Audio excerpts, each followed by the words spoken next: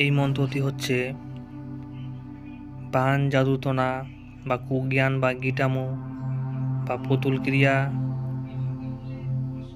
বা দোকানের ক্ষতি করে রাখা বা বাড়ির ক্ষতি করে রাখা বা শরীরের ক্ষতি করে রাখা বা কোনো কিছু বন্ধন করে দেওয়া থাকলে, দোকান বন্ধ করে দেওয়া থাকলে কেটে যাবে। শরীরে যদি কোনো গিটামো করা থাকে সেটাও কেটে যাবে। তো আপনারা কীভাবে কী করবেন? যদি রোগী আপনাদের কাছে এসে থাকে তাহলে আপনারা কি করবেন? জল নেবেন। জল নেওয়ার পর আজকে তো মন্ত্রটি আপনারা 7 বার পাঠ করে 7টি ফু দিয়ে সেই জলে রোগীটাকে খাইয়ে দেবেন। আর যদি আপনারা দোকানের বা বাড়ির কাটানো করতে চান তাহলে যেখানে আছে অমুক আছে সেখানে বলতে হবে, অমুকের অঙ্গে বলতে হবে। দোকান সেখানে অমুকের অঙ্গে বলতে হবে। সেটা বাড়ির জন্য হচ্ছে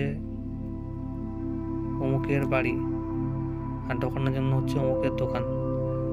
এই নিয়মে বাড়ি ক্ষতি করা থাকলে বাড়ি জল ছিটাবেন, দোকানে ক্ষতি করা থাকলে দোকানে ছিটাবেন।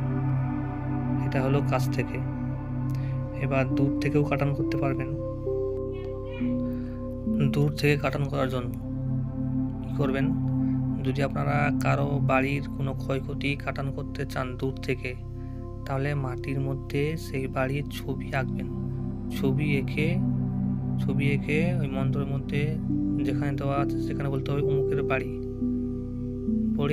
বলে হচ্ছে জল নিয়ে জলের মধ্যে আজকে দেওয়া মন্ত্রটি 7 বার পাঠ করে 7টি ফু দিয়ে সেই জলটি বাড়ির মধ্যে, মানে যে ছবিটা আঁকছেন সেই ছবির মধ্যে ছিটা দিতে হবে। তাহলে বাড়ির দূর থেকে কাটান হয়ে গেল। আর দোকানে যদি কাটান করতে চান তাহলে সেই নিয়মেই মাটিতে দোকানের ছবি আঁকবেন। দোকানের ছবি এঁকে মন্ত্রটি 7 বার করে 7 বার ফু দিবেন জলে, আর সেই মাটিতে আঁকা ছবির মধ্যে জলটা ছিটিয়ে দেবেন। তো এই নিয়মে যদি আপনারা দূর থেকে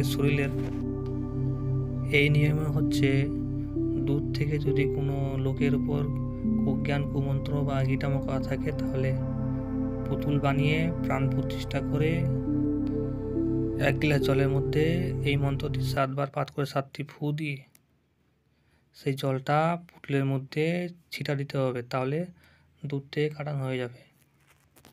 আর যেখানে আছে দোকান সেখানে অমুকের, মানে মানুষের জন্য হচ্ছে অমুকের অঙ্গে, দোকানের জন্য হচ্ছে অমুকের দোকান, আর বাড়ির জন্য হচ্ছে অমুকের বাড়ি। এই কথাগুলো বলতে হবে, তাহলে আপনাদের কাজ হয়ে যাবে।